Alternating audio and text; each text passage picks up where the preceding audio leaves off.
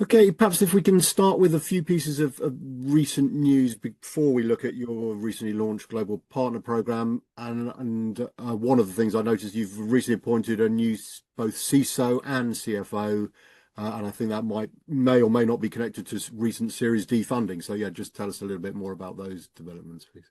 Sure. Yeah, it's been a busy 6 months, I'll say that much. So what we raised the Series D in April, so 350 million odd. IVP Kleiner led that. Salesforce Ventures came in as well, which is great. And I guess that really validates sort of our momentum and sort of helps us continue the growth we're going through. And obviously, as part of that funding, we bolstered the leadership team. So we brought in Quincy as our Chief Information Security Officer, and we brought in Eyal as our CFO. And that's really to help us scale responsibly, make sure we've got the security and financial rigor as part of that growth. And I think actually, just in the last couple of days, we got included in the Forbes Cloud 100. So yeah, there's been a lot going on over the last few months.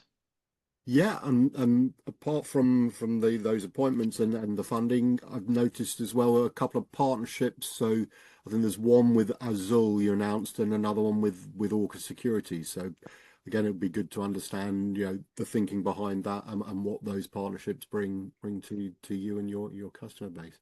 Yeah, happily. I mean, Azure's obviously the partnership's really part of a much broader push. Like we want to secure the entire software supply chain. I mean, their JVM is widely used within enterprise environments, and we believe that partnering with our secure by default containers and libraries provides, enterprises a trusted foundation to run production workloads. So partnerships are really important to us. And obviously Orca, I mean, Orca and Chainguard are highly complementary.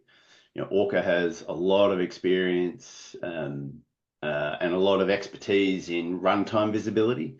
And so similar, like if they're working with our hardened images that are verified from source, we believe that we can sort of secure the entire software delivery lifecycle. So yeah, exciting, and I would expect to see more partnerships announced over the coming months.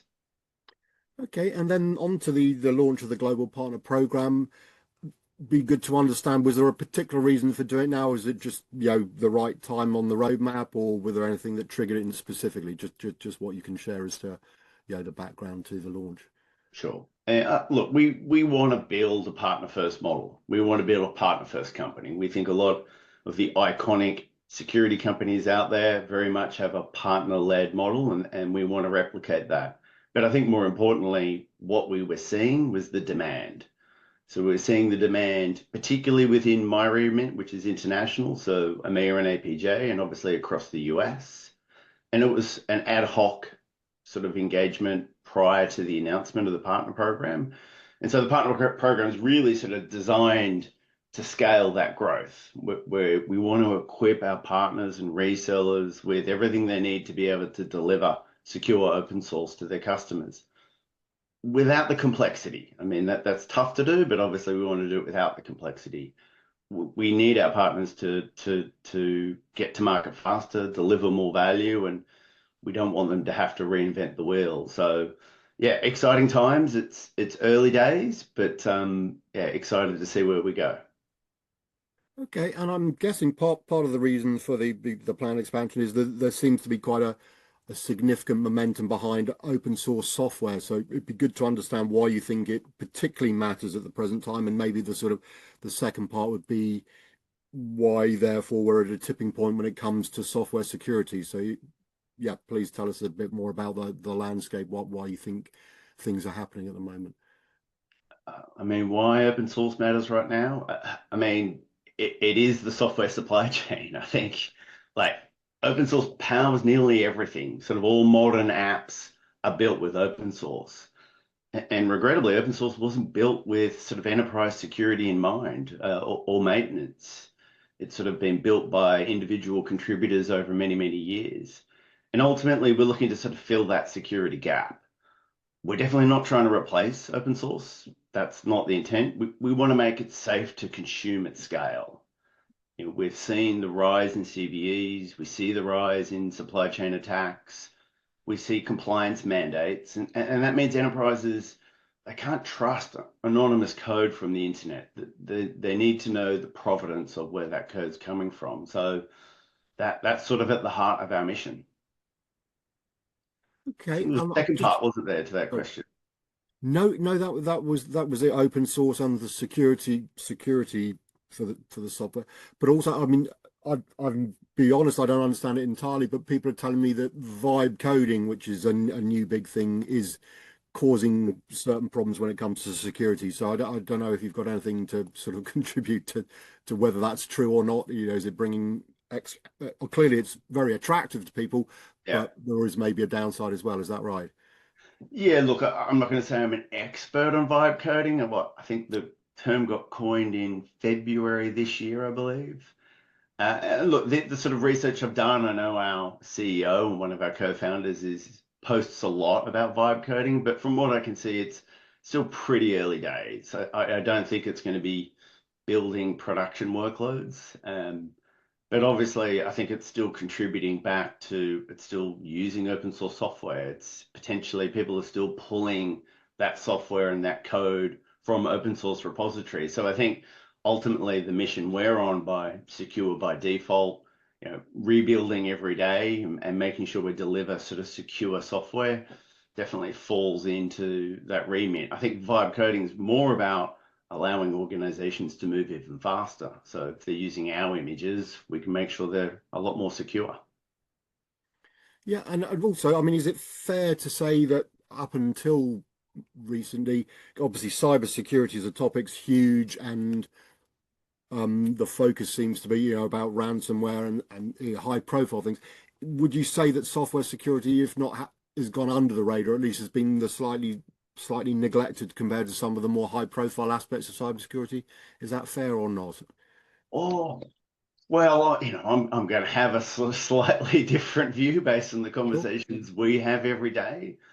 Look, I think that there's probably more of an awareness that legacy models around cybersecurity are broken when it comes to software anyway. I think reactive patching, unmaintained dependencies within your software, unclear provenance just isn't scaling.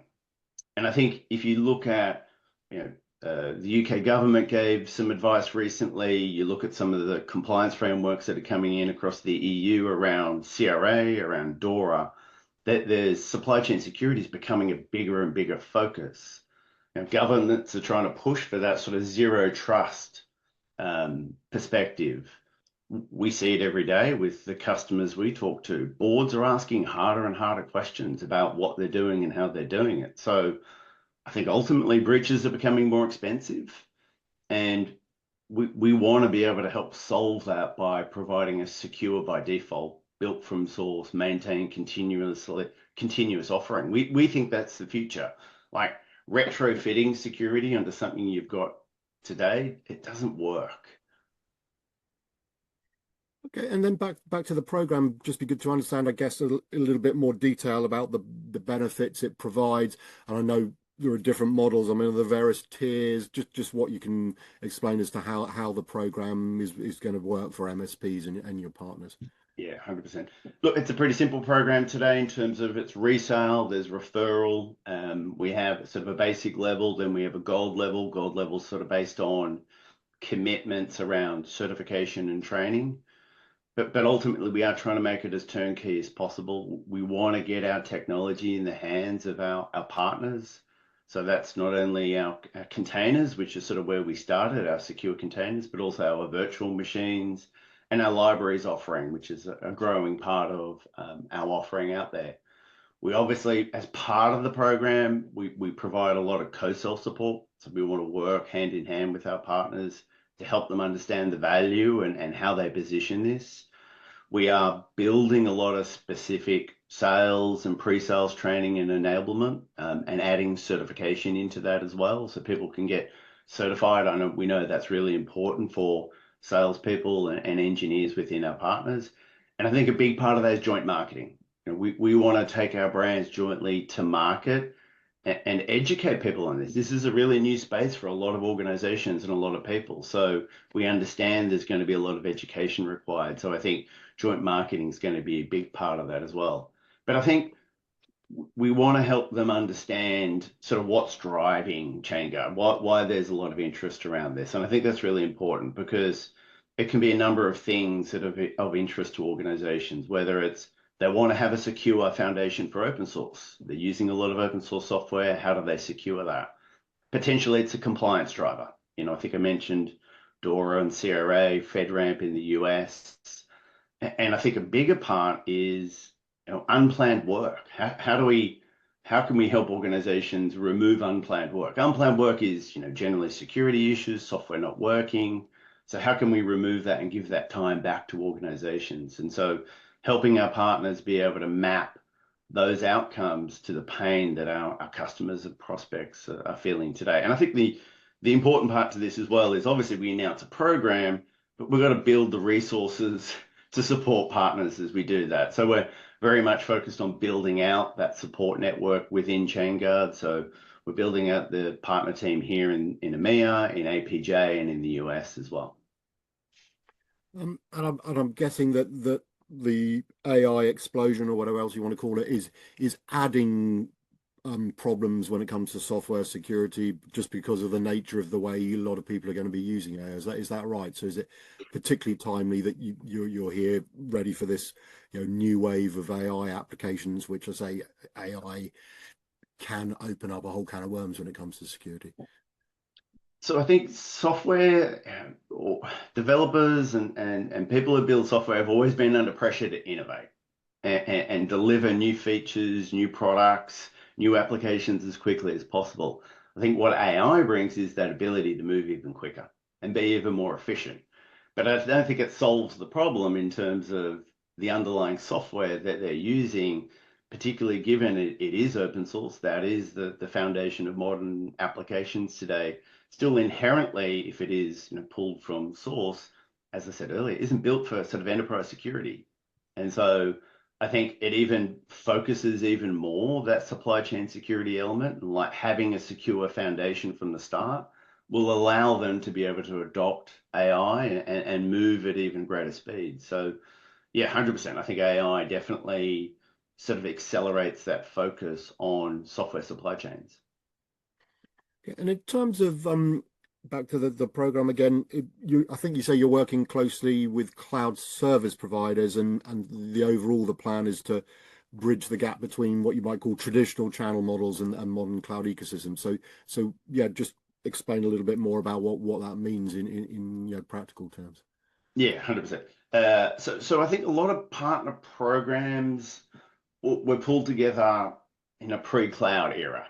And so what we're trying to do is sort of blend the best of both worlds. We want those traditional partner incentives and support, deal registration, co-marketing, co-selling.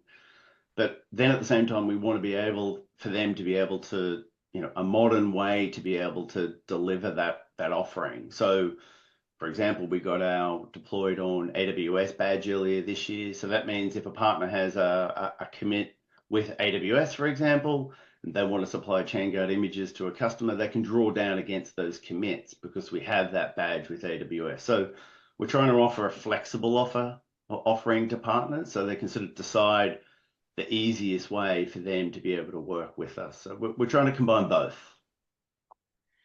Okay, and although it's early days, have you had any feedback on the partner program? Of any early participants telling what they found, the good and the bad? Yeah, look, I think what we're trying to do is, or what we're doing is giving them access to, I guess, disruptive technology. A lot of partners haven't had a sort of secure open source offering in the past. And so we'd been having conversations with partners around the world before we announced this. And they obviously gave us feedback on sort of the early versions of that. And when we announced, we were able to announce with partners in EMEA, within APJ, and obviously within the US. So we take that as a strong sign that we're seeing sort of really positive feedback. And we know that partners have relationships with CTOs and CISOs, and we know that software supply chain is very much top of mind for them. And so we're sort of giving them that offering and helping them with that talk track. So yeah, we're seeing a lot of interest, particularly here in Europe. Obviously, Europe is a very partner MSP focused market, so it's really important for us we have that offering. And we're seeing absolutely the outcomes. We're seeing pipeline developed by partners, and we're starting to do more and more events with our partners in the region, which is exciting. And as I said earlier, obviously continue to build out that team to be able to support those efforts. Okay, yeah, and maybe just on that front to finish, in terms of the roadmap, I'm sure there are things you can't reveal right now, but be good to understand what plans you can share, whether it's further developing, your own solutions and or building out your profile via the channel and in any other ways. Yeah, we're definitely not going to slow down, Phil. I can say that. We're going to see major expansions across our three product lines. So obviously, I mentioned earlier, containers was our first product line. I think we're potentially we'll go over 1,700 container offerings today, so that's pretty huge. We announced VMs this year as well, so we support sort of ephemeral VMs, CVE free, running on the three hyperscalers, which is exciting, and we'll continue to build that out. And then libraries, as I mentioned before. So this is really about malware prevention. Today we do Python and Java, and we'll see that expand in terms of the libraries we support over time. And obviously, got to always reiterate, always built from source, really important. I think earlier I said we'll expect new partnerships to be announced. That will be a big part of our next 12 to 18 months. Obviously, international growth. I'm responsible for international business. We'll definitely see international growth.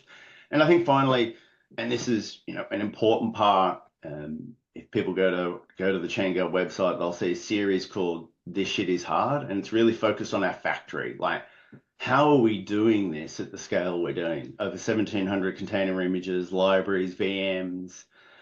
We've got a factory that does this. This is a lot of hard work over many, many years before Chainguard existed, when our founders were at Google. We want to build a lot more automation and AI into that factory so we continue to build products from source and make those offerings. And I think the sort of final piece is we'll continue to iterate on our commercial models as well. So we recently announced a new developer-based pricing model, which is basically all you can eat. It's all priced on how many developers and organizations, and you get access to the full container portfolio, including sort of some new features like custom assembly. And that's been huge for us in terms of it's a much more scalable way for an organization to consume all our images. And so we'll continue to iterate on what those models look like to make it easier for organizations to consume our offerings in the future. So yeah, it's going to be an exciting 12 to 18 months. No, that's great. I mean, it's been lovely to chat, and thanks so much for sharing the insights into what's going on at Chainguard and some thoughts about software security a bit more generally. But so, Rob, really appreciate your time. Thank you. Absolute pleasure.